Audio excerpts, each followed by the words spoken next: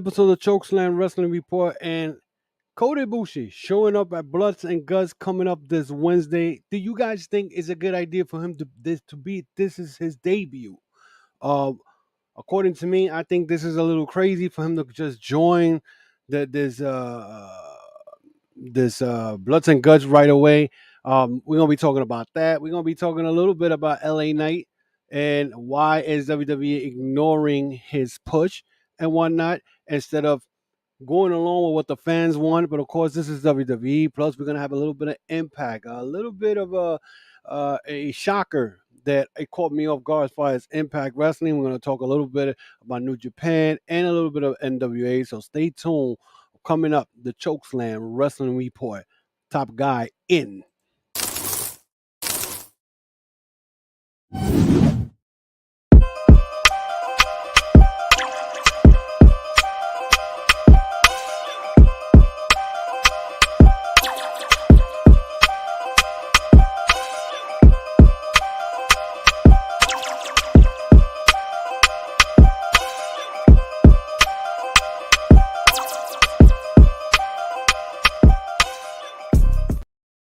Welcome to another episode of the Chokeslam Wrestling Report. I am your host, the infamous Ultimate One, and I'm here again with another episode live. And we're on Twitch, we're on YouTube, we're on Facebook, so we're all over the place today. So let's just jump into this real quick. AEW is having their Bloods and Guts coming up this Wednesday night coming up, where you got the Elite versus the Blackpool Combat Club. And this past Wednesday, they pretty much, announced who the guys involved in this little double cage match coming up on Wednesday. The one thing that caught me by surprise and whatnot is the people who actually the individual who joined the BCC team. I mean, I didn't even see this coming from a mile away at all. I didn't even see it. I thought it would be there was uh there was rumors going around there was going to be Chris Hero who was going to come in and replace Brian Danielson because Brian Danielson has a broken arm. What's up, everybody? I cannot see your name, by the way, on the chat, but whoever it is, good day, everybody. I know a couple of you guys were going to come in and join us. Thank you once again. But there was rumors going around that Chris Hero was going to be the one who was going to join the Blackpool Combat Club as the fifth member. Now, as far as the Elite, I had already a feeling that Kota Ibushi was going to be the fifth member and whatnot, but I'm going to get to that in a little bit. Then the biggest one was that CM Punk offered to be part of the Blackpool Combat Club team. Listen to what I'm saying. He offered to be part of that match, meaning that John Moxley was willing to work with him. Part of business. That's the way it is. Kenny Omega on the other side was good with that. The ones who did not want him to be part of this was the Young Bucks. Again, the Young Bucks.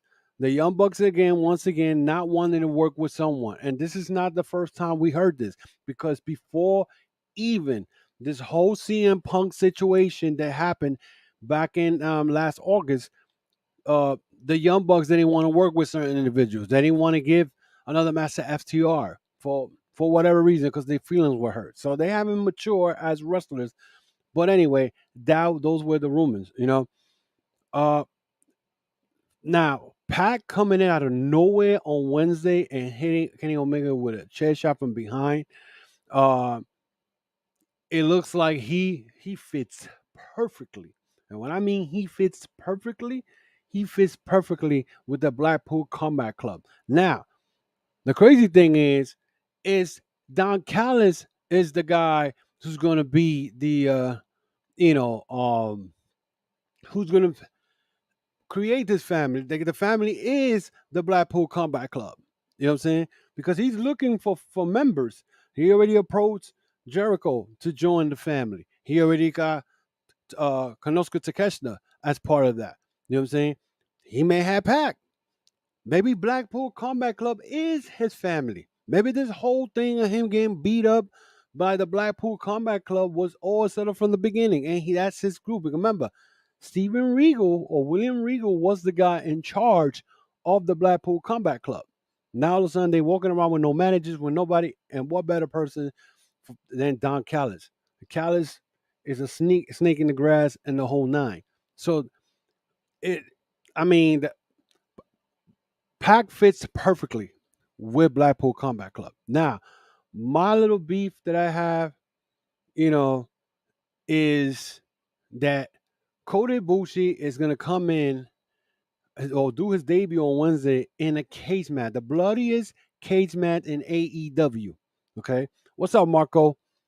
Thanks again for showing up. Always, Marco's my boy. That guy, he showed me mad love. But and he's from Tijuana, Mexico. From Mexico. I got little fans that come out there and support. Again, thank you again, Marco. But my thing is with if you're gonna have Kota Ibushi uh, make his debut, I mean, kind of way I like the way they did the whole thing on Wednesday, where they just they did the screen. I would have rather him to show up. But I guess I mean there was reports going around that he got lost in the airport. But then again, you can't believe anything you read in in the dirt sheet because people are talking stupid crap.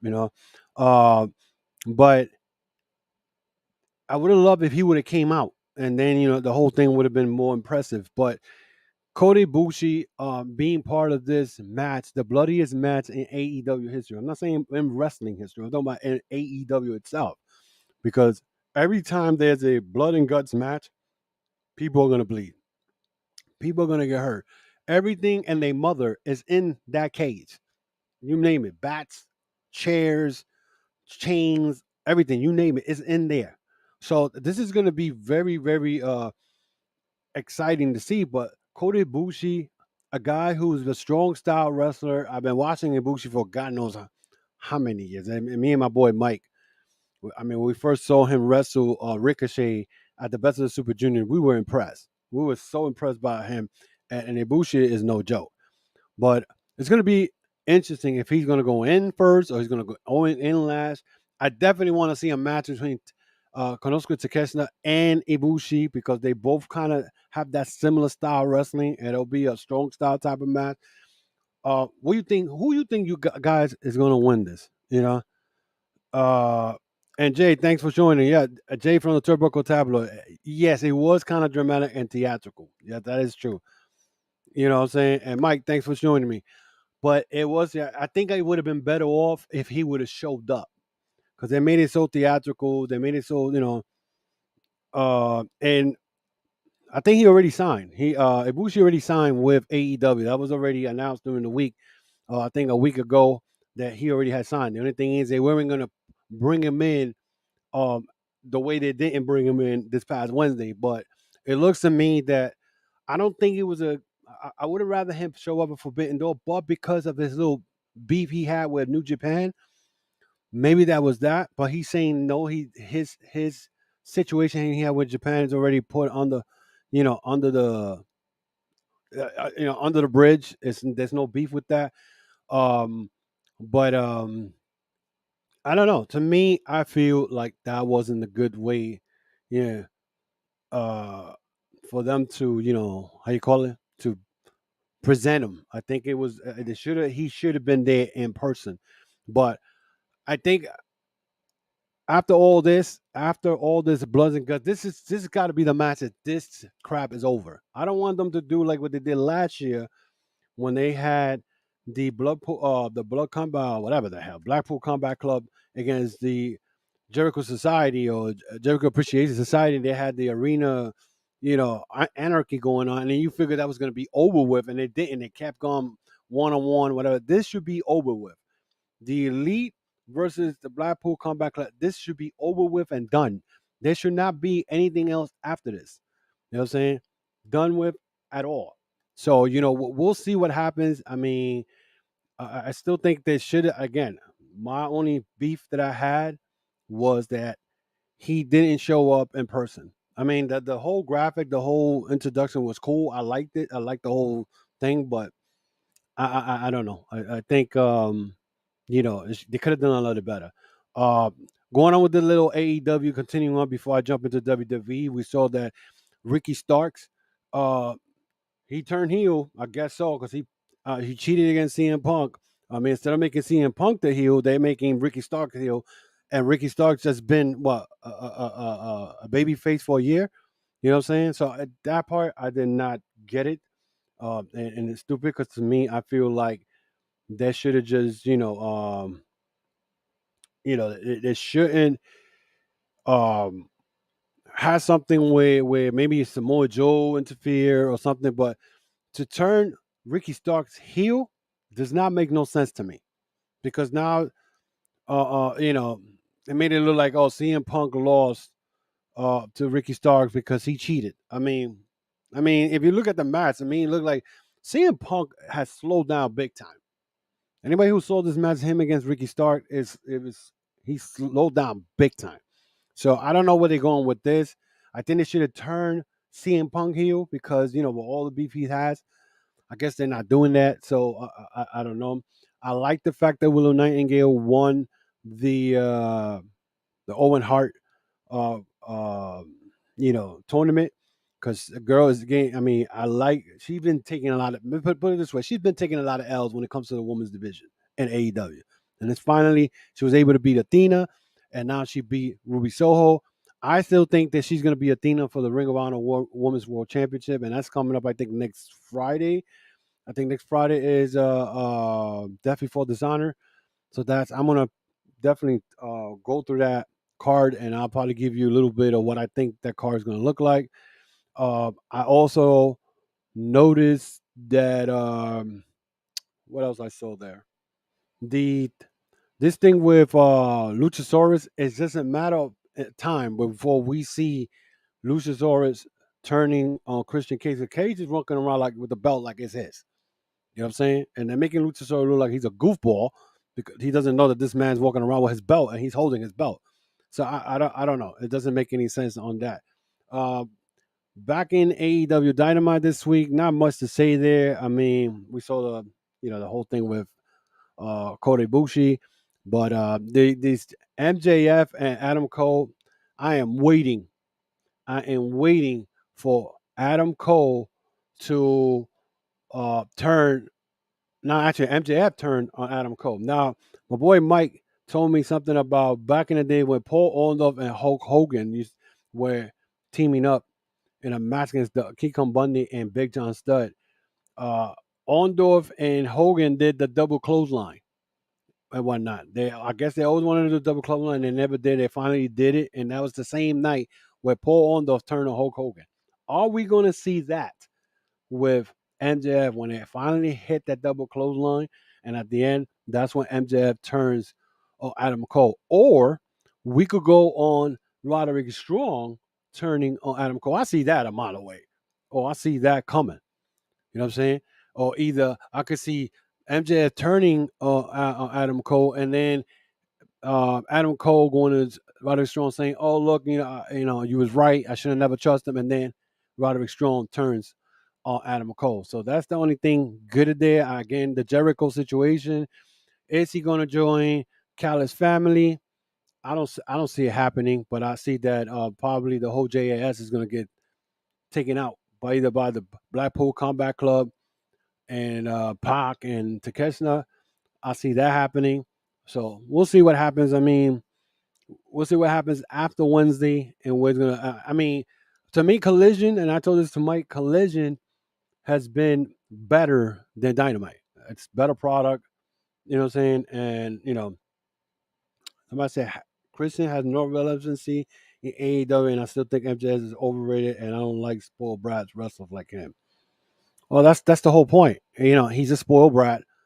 And MJF right now, if you think about it, that's his whole gimmick. He's supposed to be that brat. He's supposed to be that guy who, wants everything in a silver platter. So that's his gimmick. You guys got to understand that. That is a gimmick he has. Christian, I don't know about he has no relevancy. A guy still could be in that mic. He still wrestles. So, I mean, in AEW, he's still doing his thing. There's no way in the world this guy, what I'm saying, he can still do his thing. I mean, when he gets on that mic, he's still good. So, Anyway, let's jump in on the WWE situation. LA Knight.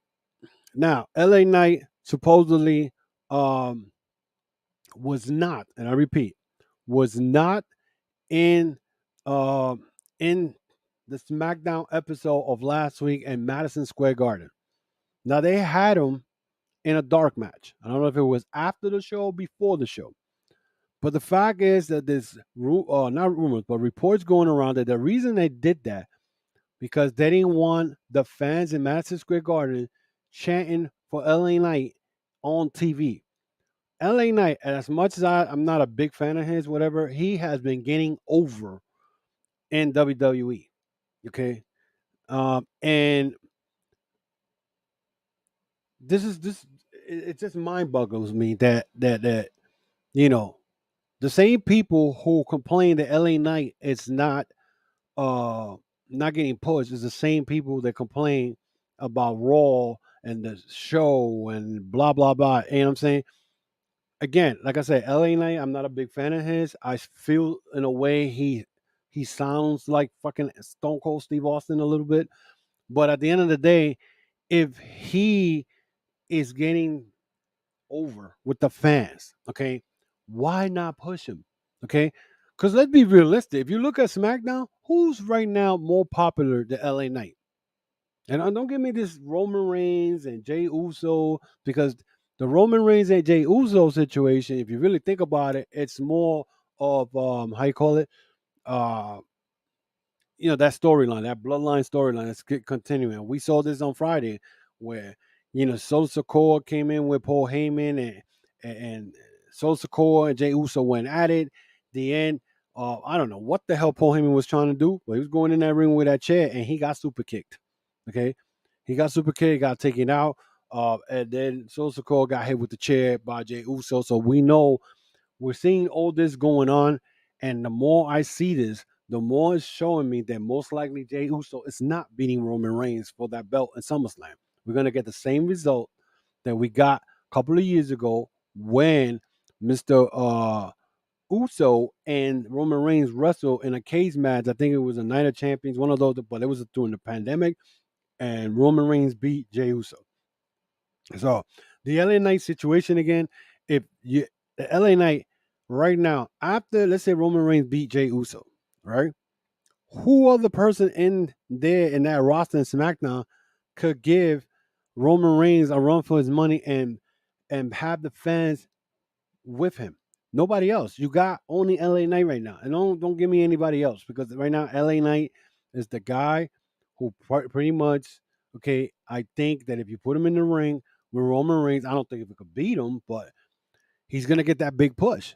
But they don't want to give him that big push. I don't know why they don't want to give him that big push. Okay. Is it because he came in with that gimmick from another place?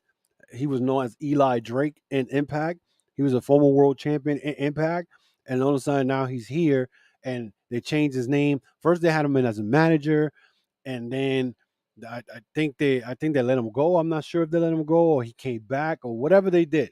But it was Triple H who turned him back to the way he was. And let's be realistic. There is a creative uh uh there's a creative how you call it? War, if you say, between Vince McMahon and Triple H. There's an animosity and there's a creative battle, you know what I'm saying? And we saw this in Money in the Bank when instead of LA Knight winning it, Vince McMahon wanted Logan Paul to win it. Okay. So they figured, well, Triple H said, I don't want Logan Paul winning it. Vince McMahon said, well, I don't want LA Knight to win it. So there you go. So I don't understand. I don't understand the whole situation, but LA Knight has to get pushed. You have nobody in there that could be bigger right now in the SmackDown roster than LA Knight. And again, I'm not a big fan of his, but at the same time, he can, it's the only guy you could push. Now, even though Kevin Nash made a comment as far as no, he sounds like The Rock, he sounds like Steve Austin. He's a ripoff. Right away, fans started going after AEW fans. WWE fans going after AEW talking about, but if, John Cena the claim of like the John Cena ripoff, and then they went into another thing, and I'm like, but this was not said by no AEW fans. This was said by WWE Hall of Famer Kevin Nash. It wasn't said by anybody else. It was said by Kevin Nash. So this is how people work. You know what I'm saying? They automatically, you know. But SummerSlam is coming around, and right now they haven't announced no match. Most likely you're gonna have Gunther. Gunther just passed the 400-day as an Intercontinental Champion. He's about to break Honky Tonk Man's record. Now that's a legit record that we could talk about. He's about to break. Not like Roman Reigns talking about that he beat Hulk Hogan's record when Hogan had the belt for 4 years. This guy has it only for 3, and then to top it off, it's the Universal title. It's not the WWE title. I talked about this Friday on Facebook Live. Nonsense. So they have that. Most likely going to be Gunther versus Drew McIntyre. But Jey Uso versus Roman Reigns, and those are the only 2 matches they have set up so far. Are we going to have a Logan Paul versus Ricochet? Probably. I don't care. To be honest, I don't care for any of those guys. Because they're going to do the flip-flop thing. That's what they're going to do. And it's funny because WWE fans usually talk about AEW, the flip-flop thing, but they're about to do it now with Logan Paul and Ricochet. Really. But anyway, that's the way it is. I mean, you can't argue with half of these people here no more because that's the way they are.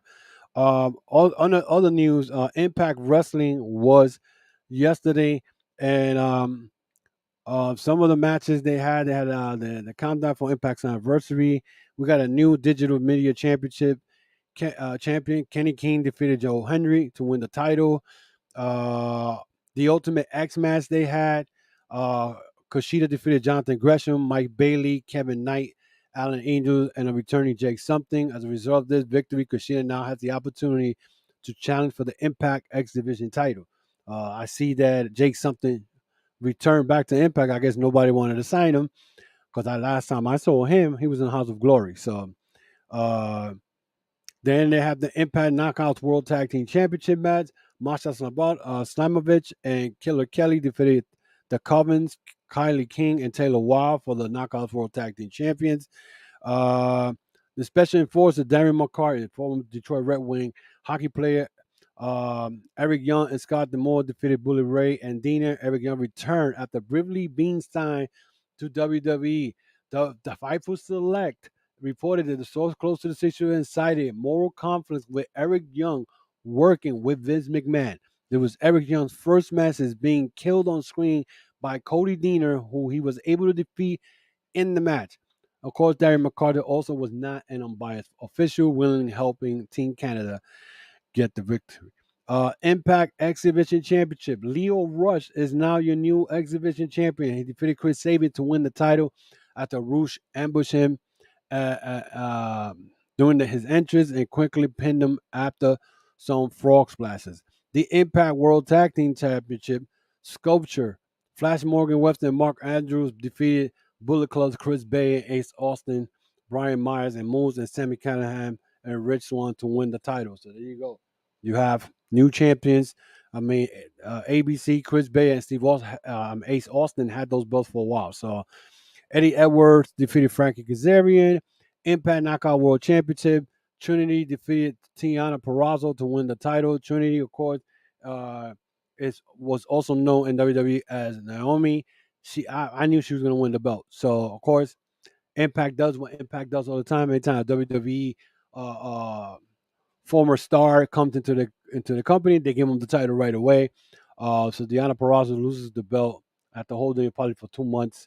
But Deonna Purrazzo, I think she's been 3 times knockout world champion. So, I mean, it doesn't matter. And then the shocker of the night, which I thought that if this happens, he was going to be the world champion. So Alex Shelley defeated Nick Aldis. He defeated Nick Aldis. Now, I thought Nick Aldis was the first title shot he was going to get. He was going to win it. And some way, somehow, Alex Shelley defeated Nick Aldis. So Nick Aldis is not the guy who's going to beat Alex Shelley. So, and after the match, Josh Alexander confronted Shelley, simply saying, "I'm back." So it looks like Josh Alexander is back. Alexander relinquished the world title prior to Impact Rebellion because of a bicep injury. I think it was a tricep or bicep injury, so he was going to be out for quite some time. So That is the news for Impact. Again, Impact doing what they usually do, and that is bring a WWE former star into the company and give him the belt. They did that with the I forgot the girls that used to be in the attack team in WWE. So there you go. And then NWA EC3 relinquished his national United States champion national championship, the NWA national championship, to go after Tyrus. And this happened on Tuesday. He defended his belt successfully, and then he just threw the belt on the floor and said he has challenged Tyrus for the NWA championship, which I feel that is a good move on his part, and which is pretty good. So to me, I like it because it's something different. Also, New Japan Pro Wrestling, of course, the G1 Climax 33 started yesterday. I will get into that starting next week, and I'll tell you who's winning, who's not winning. But I know that the New Japan will be back in the United States on, I believe, is October 28th, if I'm correct. October 28th, they will have a a show called Fighting Spirit Unleashed, which they usually have it, and it's gonna be in Las Vegas. So that's gonna be cool. I can't wait to see that October 28th. Also, uh, Great Khan was offered a contract by Tony Khan, and he turned it down. He turned it down big time. So we'll see what happens with that. I just saw this. Jay Santy said that LA Knight's gonna win the United States title. Well, that'd be a good match between him and Austin Theory. I won't even touch Theory, to be honest. Theory's right now. I mean, even though they're not doing much with him either, uh, I'd rather see him go at the Roman, because Roman. I mean, it'll be something good. It'll be a good promo between those two. I think that's just my theory. But yeah, Great Khan refused Tony Khan's contract. He says that he does not want to wrestle in AEW. He said the only reason uh, he won't do it because he wants that whole invasion of the United Empire. And you know that Aussie Open is part of AEW, and then they all over us. United Empire is all over the place, so they in Ring of Honor, they in New Japan Pro Wrestling. So that's something that we'll see what's gonna happen. Um, Also, of course, I told you Eddie Kingston is in the tournament, so that's cool in there. And so we're gonna see what happens with the New Japan, because New Japan right now, you know, um, this is the best. To be honest with you, this is the best time. I love watching New Japan with the G1 Climax, the tournament, and this is where AEW gets the copy from. AEW copies a lot from New Japan when it comes to tournament. They're just doing that blind tag tournament. They get all these tournament ideas from New Japan, and right now, New Japan with this G1 Climax, they got 32. I believe it's 32 combatants this year. There's four brackets, A, B, C, D, with 8 wrestlers in each bracket. And of course, as you guys know, whoever wins those brackets face each other, and the winner of that whole G1 Climax has a contract to wrestle the champion at Wrestle Kingdom, and I believe it's 18 this year. So we'll see. And right now, the IWGP World Heavyweight Champion is Sonata, and I don't see Sonata. I mean, he's not gaining that rub, but like, say it was an Okada or Jay White. You rarely see anything going on with Sonata. And I don't get a lot of news. I don't know why. So, but we'll see. But anyway, this is it for me today, guys. Actually, let me see. Before I leave. Forgot to mention, Vikingo defeated Kenny Omega at Triple Mania, and holds on to the Mega Championship now. Kenny Omega and Vikingo was supposed to wrestle in December 2021, but because Omega was beat up, he wasn't able to wrestle. He had to take time off. He forfeited the belt, and pretty much uh, they had to go through the wait all this time. Then Vikingo came to AEW this past spring, had a match with Omega. Omega defeated him, and then pretty much now they had that return match. And now Vikingo ended up beating him and whatnot. So also AEW All In will be aired on Bleacher Report. So that week it's gonna be crazy because we're gonna have All Out and then we're gonna have All In first, and then we're gonna have All Out the following weekend. So we're gonna have a bunch of AEW matches for 2 weeks. So it's crazy. Also, one thing I did not understand: Jushin Liger attended the Owen Hart Foundation tournament, and he was supposed to give the winner the cup, and Ricky Starks was given the cup, but then ran off with it. Didn't even shake Jushin Thunder Liger. So they wasted Thunder Liger's time. I don't know what the hell AEW was doing last night as far as that. Uh, Mark Briscoe is injured and is not clear to compete against Claudio Castelloni at Ring of Honor Death Before Dishonor. So I don't know who's going to be the one who's going to challenge Claudio. It cannot be Eddie Kingston. Eddie Kingston is in the G1 climax, so it's not going to be him. So I don't know who they're going to, you know, who's going to challenge him. Kenny Omega responds to criticism of a Tiger Driver from Forbidden Door that he took from Ospreay. He said, "Don't tell me how to wrestle." He said, "There are people who want to complain and put themselves on a pedestal by saying what we did was dangerous," says Omega. "Well, you think. So I've been asked, why did we do it? It made sense in the match and evoked emotions, and we both knew I will end up coming out of the moon unscathed. Is there a risk? Sure, there's always a risk. Look at the way Mike Tyson boxed. His style was so dangerous, he stayed so close to his opponent continually. What was he doing? Boxing in style. Shouldn't he have fought more stick and move and waited for the counterpunch? Wouldn't that have been better for his brain? Didn't he understand how dangerous it was? But that what made him Mike Tyson." You got a point there. Don't tell me not to wrestle the way I know how to wrestle. Is there a risk? Was there a risk when Mike Tyson was fighting within inches of space between another championship level boxing, throwing power punches? Of course, but Tyson was confident in his ability, and he knew he was the best. So don't tell me Mike Tyson. Don't tell.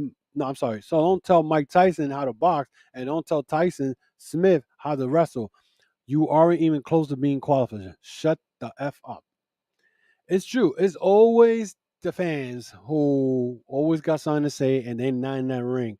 Taking it. Every move in professional wrestling is dangerous. So for them to even go there, it's just crazy. But anyway, that is it for me today, guys. I think I still too long in here, but again, I want to thank everybody who joined me today on this live broadcast. Again, follow me on YouTube, follow me on Facebook, Instagram, Twitter, TikTok, uh, Twitch. I am everywhere, guys. So follow me in all those platforms.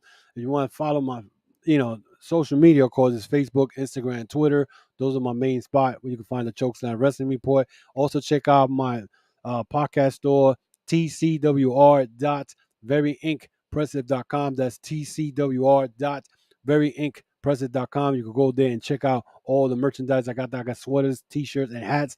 And by you purchasing one of those items, you are supporting the podcast, and I gladly appreciate it. So once again, guys, thank you for everything and whatnot. And again, big ups to my boy Jay Santee, who came and showed up some love. Marco, of course, my boy Mike.